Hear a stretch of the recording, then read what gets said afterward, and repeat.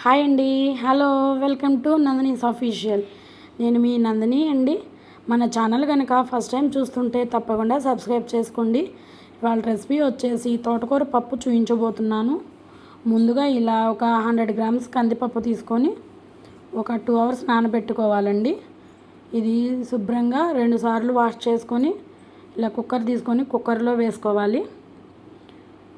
ఇలా మొత్తం వేసేసుకోవాలి. ఇప్పుడు ఇందులో సరిపడా వాటర్ పోసుకోవాలి. అలాగే ఇందులో ఒక పావు స్పూన్ పసుపు వేసుకోవాలండి. ఇప్పుడు ఒక స్పూన్ ఆయిల్ కూడా వేసుకోవాలి.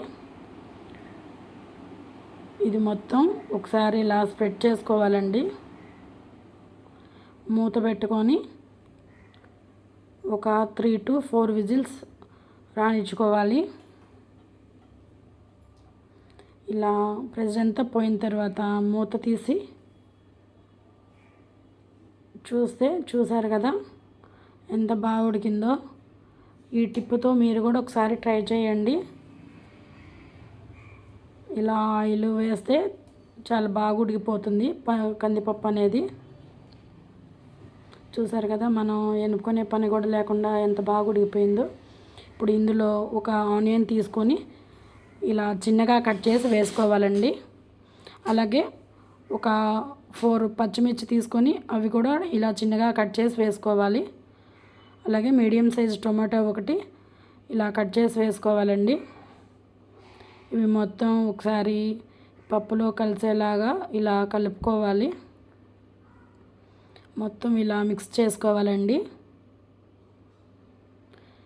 ఇప్పుడు ముందుగా తోటకూర తీసుకొని ఇలా చిన్నగా కట్ చేసుకొని 2 times వాష్ చేసి పక్కన పెట్టుకున్నానండి. అది కూడా ఇందులో వేసేసుకుందాం.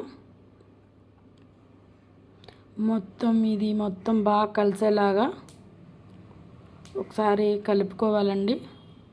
మొత్తం మిక్స్ చేసుకోవాలి. ఇట్లా మనం స్టవ్ వెలిగించుకొని మంట అనేది సిమ్లో పెట్టుకోవాలి. ఇలా కలుపుతూ ఉంటే మనకి అడుగు అనేది పట్టకుండా ఉంటుందండి. చూసారు కదా, ఇలా మిక్స్ చేసుకుంటూ ఉండాలి.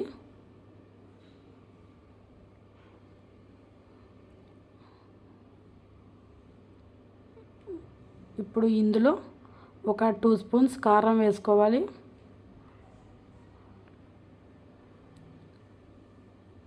ఇది కూడా మొత్తం కలిసేలాగా కలుపుకోవాలండి.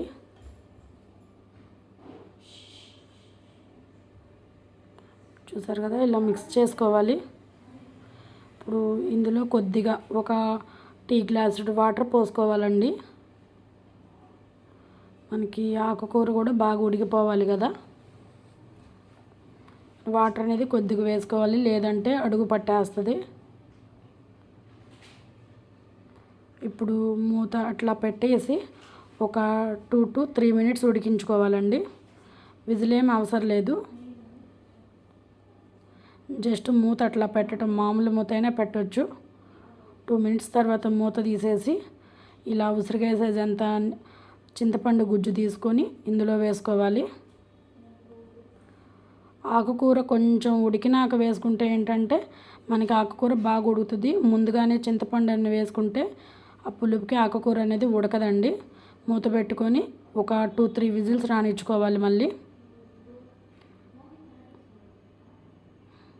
చూసారు కదా, ప్రెషర్ మొత్తం పోయిన తర్వాత మనకి తోటకూర పప్పు అనేది బాగా ఉడికిపోయిందండి. చూసారు కదా, మీకు కనిపిస్తుంది కదా ఎంత బాగా వచ్చిందో చూడండి.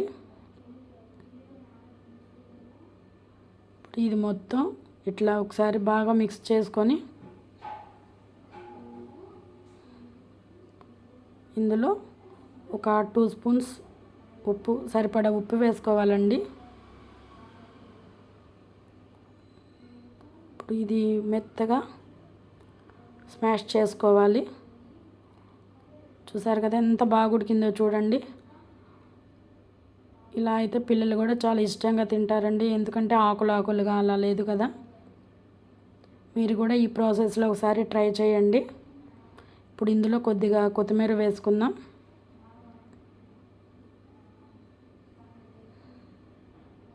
ఇలా మొత్తం ఒకసారి మిక్స్ చేసుకొని పక్కన పెట్టుకొని ఇప్పుడు పోపు పెట్టుకుందామండి. ఇందులోకి స్టవ్ వెలిగించుకొని పోపు ప్యాన్ పెట్టుకొని ఒక 3 స్పూన్స్ ఆయిల్ వేసుకోవాలి. అలాగే 2 స్పూన్స్ పోపు దినుసులు వేసుకోవాలి. ఒక 1/2 స్పూను జీలకర్ర, ఒక ఆనియన్ ఇలా పొడవుగా కట్ చేసుకొని వేసుకోవాలండి. ఇది మొత్తం బాగా ఫ్రై చేసుకోవాలి. మంట అనేది మీడియం ఫ్లేమ్లో పెట్టుకోవాలి. హై ఫ్లేమ్లో అయితే మాడిపోతుంది, అంత టేస్ట్గా ఉండదు.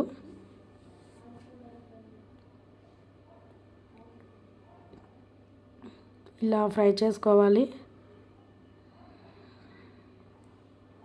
ఇప్పుడు ఇందులో ఒక ఎండుమిరపకాయ ఇలా వేసుకోవాలండి.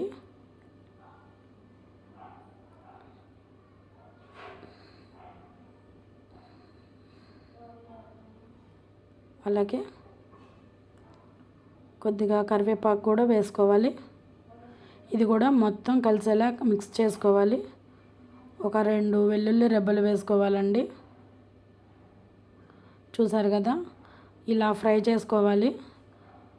అప్పుడు మనకి ఆకుకూర పప్పు అనేది చాలా టేస్ట్గా ఉంటుంది. ఇప్పుడు ఈ పోపు మొత్తాన్ని ముందుగా ఎనిపి పెట్టుకున్న మనం పప్పు ఆకుకూరలో వేసేసుకుందాం. అంతే అండి, ఇది బాగా మిక్స్ చేసుకోవటం ఈ పోపు అనేది. చూసారు కదా ఎంత ఎమ్మీగా ఉందో చూడటానికే. ఆకుకూర అంటే ఇష్టపడని వాళ్ళు కూడా ఇలా చేస్తే తింటారండి.